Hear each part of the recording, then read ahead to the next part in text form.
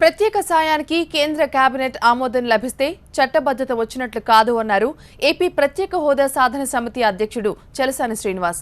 పార్లమెంట్లో చట్టం చేస్తేనే చట్టబద్ధత వస్తుందని తెలిపారు. ఈ విషయంలో ప్రభుత్వం రాష్ట్ర ప్రజల్ని తప్పుదారి పట్టిస్తోందని విమర్శించారు చలసాని. కేంద్ర కేబినెట్ నిర్ణయం అనేది చట్టబద్ధత కాదు. చిన్న పిల్లవాడిని అనిగా చెప్తాడు. అది చట్టబద్ధత అంటే చట్టం చేయటం కానీ దాన్ని అమలుపరిచే విధంగా శాసనాలు తీసుకుంటాం. కానీ నిన్న జరిగింది ఒక కేబినెట్ నిర్ణయం. మార్చి 2, 2014లో కూడా ప్రత్యేక హోదా ఇవ్వాలని కేబినెట్ నిర్ణయం తీసుకున్నారు. ఆర్డినెన్స్ ఇవ్వక్కర్లేదు, తర్వాత బిల్లు పెట్టాలని చెప్పి వేరే నిర్ణయం తీసుకున్నారు. ఇంతవరకు కొన్ని వందల కేబినెట్ నిర్ణయాలు షెడ్యూల్లోకి వెళ్ళిపోయాయి. దానికి చట్టబద్ధత అంటారేంటి? అది చట్టబద్ధత కాదు.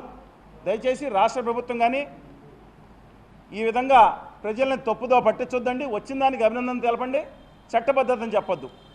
ఇంకొక ముఖ్యమైన విషయం, ఆ 2 విషయాల్లో క్లారిటీ కావాలి. ఇక్కడ విజయవాడ నడిబొడ్డులో కూర్చొని అడుగుతున్నాం. రాయలసీమ ఉత్తరాంధ్రకి ముష్టి 50 కోట్లు వేసినట్టు మీరు నిన్న చట్టబద్ధత తీసుకొచ్చారా? మీరు చెప్తున్న ప్రకారం ముష్టి 50 కోట్లు. ఆ మాట అంటే బాధ వచ్చింది. నేను అంటున్నాను, ఖచ్చితంగా అంట. పండగ చేసుకోమంటున్నారు అక్కడ వాళ్ళని. ఎందుకు పండగ చేసుకోవాలి? ఈ రాష్ట్రంలో సగం జనాభా పైగా ఉంది. ఏదో వీళ్ళకే ఇచ్చినట్టు తెలంగాణలో హైదరాబాద్ మినహాయించి 9 జిల్లాలకి 50 కోట్లు ఇస్తున్నారు. నేను చెప్పిన తప్పు అయితే తల వంచుకొని క్షమాపణ చెప్తా. నిజాయితీతో మాట్లాడండి. బీటింగ్ అరౌండ్ ద బుష్ వద్దు.